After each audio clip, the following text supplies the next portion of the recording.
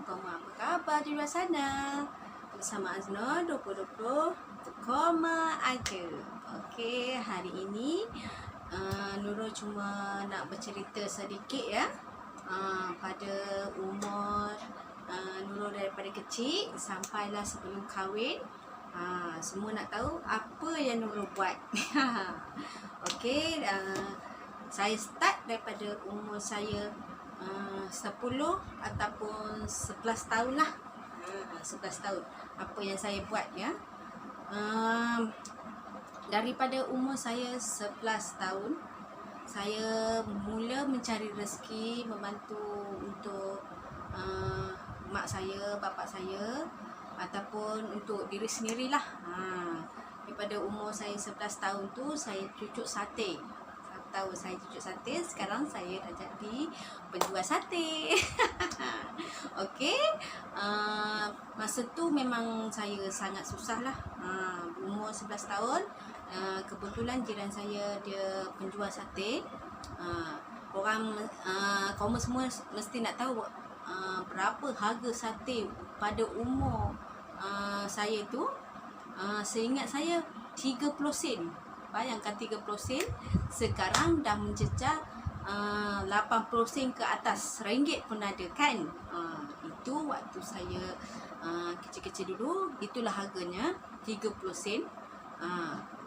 Upah saya kalau 1000 cucuk RM10 masa tu. Sebab sate masa tu sangat murah. Upah dia pun memang banyak tu lah. Saya, adik saya, kakak saya, mak saya pun dia ambil upah cucuk sate jugalah. Okey, masa tu kami rezeki itulah, kami sekeluarga cucuk sate dan juga jiran saya. Okey, kami bersyukur sangat sebab dapat mencari pendapatan lebih walaupun RM10. Dengan RM10 tu okey, dengan RM10 tu nak tahu apa yang saya boleh beli. Saya boleh beli macam-macam buku, alat-alat tulis, apa yang saya nak lah. Saya takkan harapkan mak bapak saya. Syukur alhamdulillah.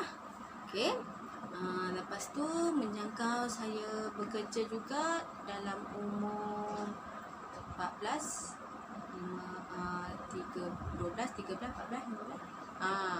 Dalam umur saya 15 tahun. 15 tahun tingkatan 3.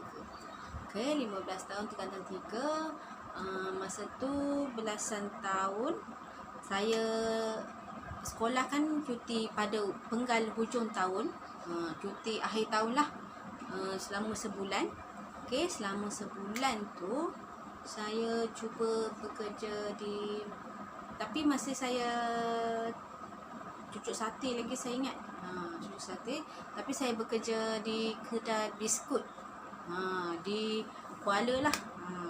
Ada kakak tu kerja kedai biskut. Kebetulan kawan sekolah saya, mak dia buka kedai dekat dengan kedai biskut. Jadi dia cakap, kamu tak nak kerja ke dekat sini? Dia nak cari nak pakai orang. Kedai biskut ni nak pakai orang. Okey, saya pun lebih kurang sehari dia bagi, seingat saya RM20 ataupun RM25 lah sehari. Dia kira macam tu. Saya kerja dalam masa sebulan. Okey, satu lagi tujuan saya bekerja di kedai biskut tu, biskut raya ya. Bukan biskut kita makan tu, biskut raya. Senang saya nak cakap, biskut raya. Okey, tujuan saya nak kerja di situ sebab dapat duit lebih kurang dalam masa sebulan saya dapat 350. Okey, dia bagi langsam 3 sebulan teruslah. Okey, saya dapat duit tu saya beli basikal. Masa tu sangat popular dengan basikal mountain. Siapa tahu Basikal motor mesti tahu kan, sampai sekarang pun ada. Tapi sekarang tak ada dah, harga 300 tu lebih daripada harga tu sekarang. Okey, saya beli basikal tu harga 300 dekat kedai basikal lah. Okey, saya dah beli basikal. Nampaknya saya beli basikal tu dengan duit buat biskut tu tak ada rezeki.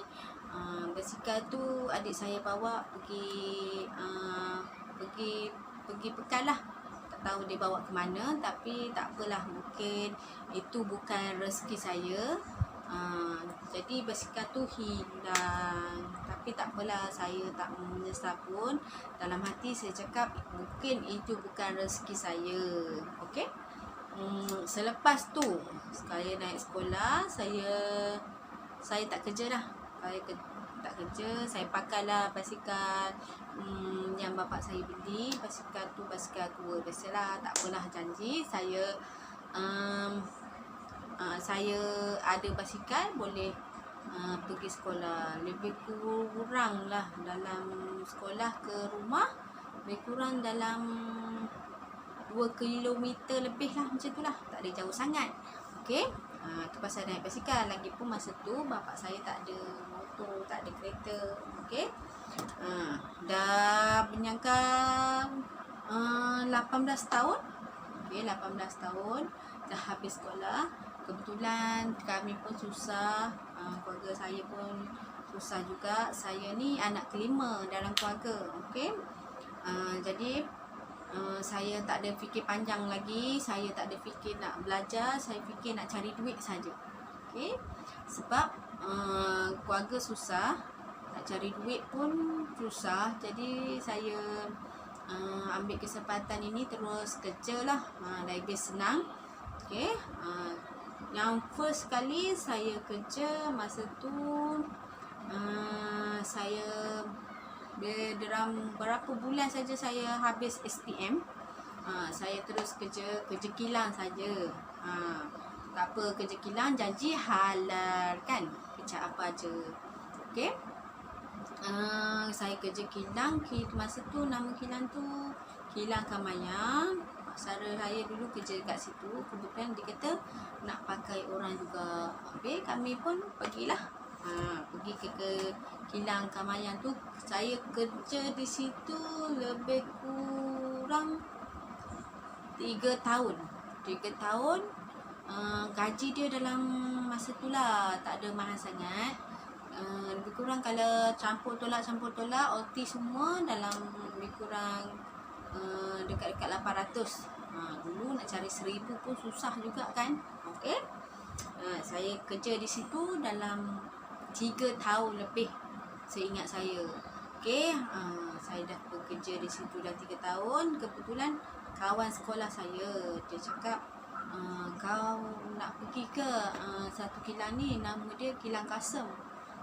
Kilang Kasem, nak pakai orang, tapi gaji dia lebih banyak, lebih lumayan lah.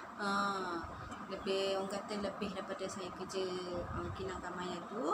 Jadi saya pun pergilah ke Kilang Kasem, bekerja dengan kawan saya tu. Gaji dia boleh mencecah sehingga 1000. Okey, saya masuk, saya bekerja dekat situ lebih kurang lama jugalah. Saya bekerja di situ sehingga anak saya nombor 3, si Haikal.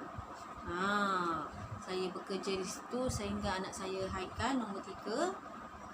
Sebab saya sebelum saya kahwin tu, saya bekerja di situ dalam lebih kurang 8 tahun lah, 8 tahun lebih.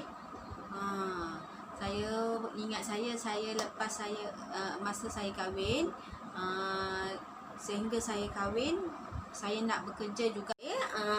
Umur akan lahir, saya pun berhenti.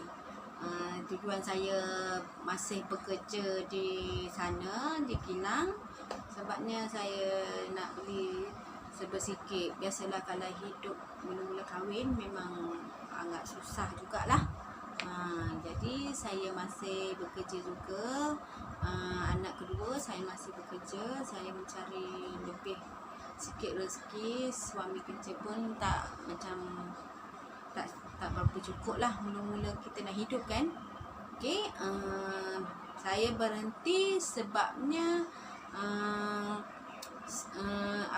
saya dah anak 3.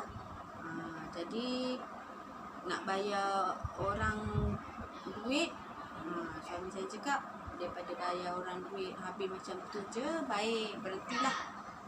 Apa aja kita makan pun tak kisah, makan je lah apa aja. Janji kenyang perut senang hati. Tak payah fikir-fikir anak kita nak bagi siapa, kita bela sendirilah. Dia cakap okey, saya cakap okeylah, mungkin orang kata rezeki anak tu ada.